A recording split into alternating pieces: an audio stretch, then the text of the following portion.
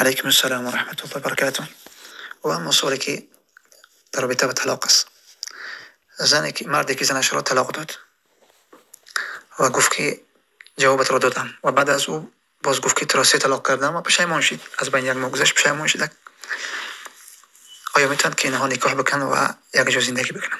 بارک الله فیکم. اولا امر طلاق امر سهل نیست، امری نیست این که همینطور به مجردی که شخص فهمید و برای فتوا بدهد.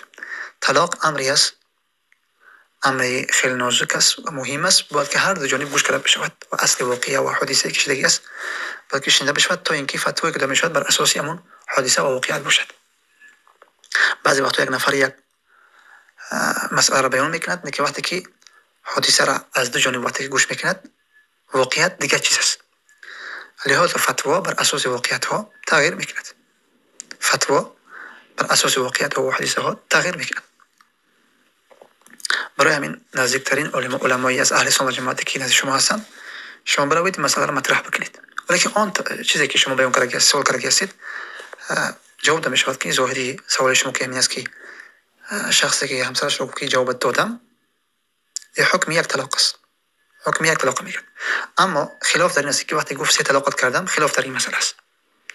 خلاف در این مسئله است این که بین اهل علم، جمهور اهل علم به این نظر هستند، به خصوص مذهب ائمه اربعه، مذهب ابو حنیفه و شافعی و مالک و احمد بن حنبل رحم الله، به این نظر هستند که هر کسی که همسرش را 3 طلاق داد، این گفت که تو 3 طلاق هستی، ولو اینکه در یک مجلس هم باشد 3 طلاق می شود، ولو اینکه در یک مجلس هم باشد 3 طلاق می شود. یعنی او دیگه گرفتن میتوند تا اینکه او ازدواج کرد به اختیار خودش جدا شده، بعد از عدتش میتوند که او را بگیرد. بله. اما بعض از اهل علم به این فتوا داده هستند که حکم 3 طلاق در یک مجلس حکم یک طلاق را میگیرد. حکم 3 طلاق در یک مجلس حکم یک طلاق را میگیرد.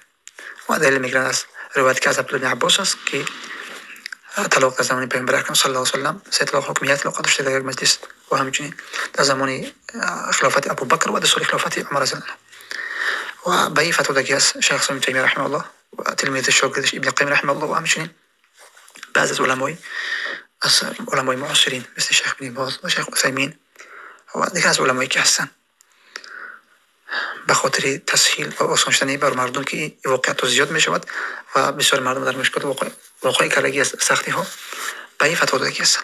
الله اعلم. بارک الله فیکم.